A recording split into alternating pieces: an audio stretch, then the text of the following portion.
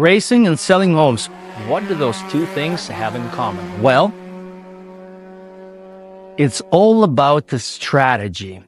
Let me demonstrate to you why buyers and sellers cannot lose focus during negotiating process. Negotiating on your sale or your buy is a lot like playing X's and O's. Distract yourself in a different direction and all of a sudden, boom, you have somebody who wins. So what am I talking about, guys? When you are preoccupied in a contract of purchase and sale, you have to be very careful and pay attention to all the things. Do not lose your focus when you're negotiating on the pricing post-home inspection. Guys, what happens is inspector found something wrong with the property. Now the buyer wants some money off, seller thinks it's too much. They're saying, hey, we can do it ourselves, we'll fix it for you. But why would I want to allow for sellers, when I'm working with a buyer, for sellers to assume all the responsibility to fixing things? Do you think that their head is in the right place when they have moving parts? They are not going to be very detailed when it comes to those repairs that you're requesting to do.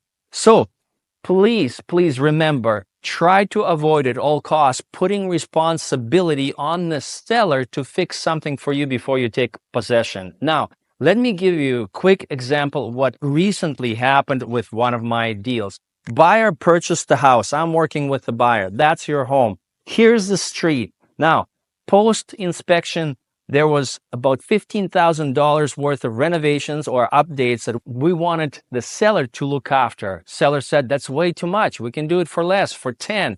At the end of the day, we negotiated hard. We agreed $5,000 off the earlier accepted price.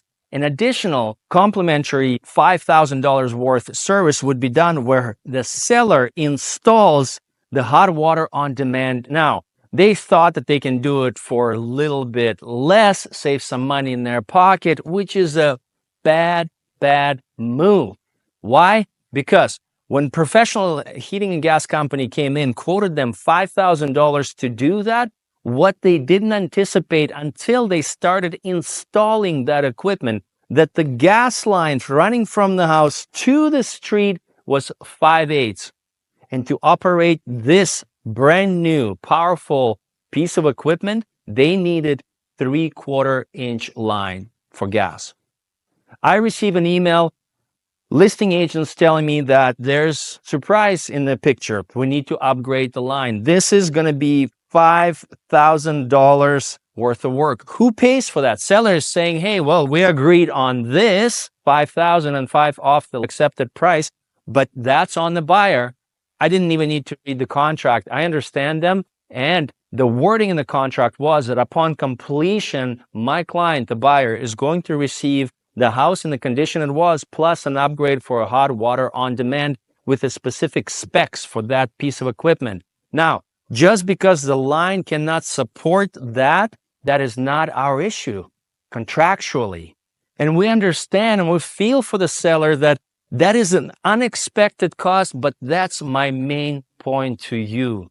Do not volunteer or think that you can save a few $1,000s and assume that kind of a risk. Just because you thought you can save a couple $1,000s, all of a sudden you found yourself, before you have to move, before you turned your world upside down, you have vans with the furniture sitting in there, kids running in all directions, your spouse is pulling hair because it's stressful, and now you have to deal with trenching up the property to install the gas line.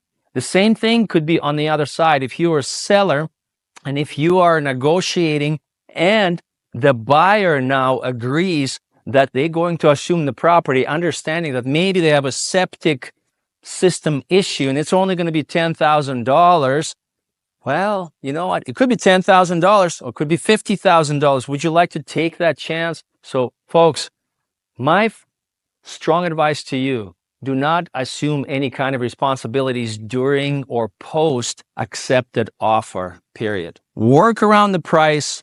Make sure that seller and buyer are happy on the numbers, and then everybody can just start packing and moving and not fix toilets or trench their front yard upside down.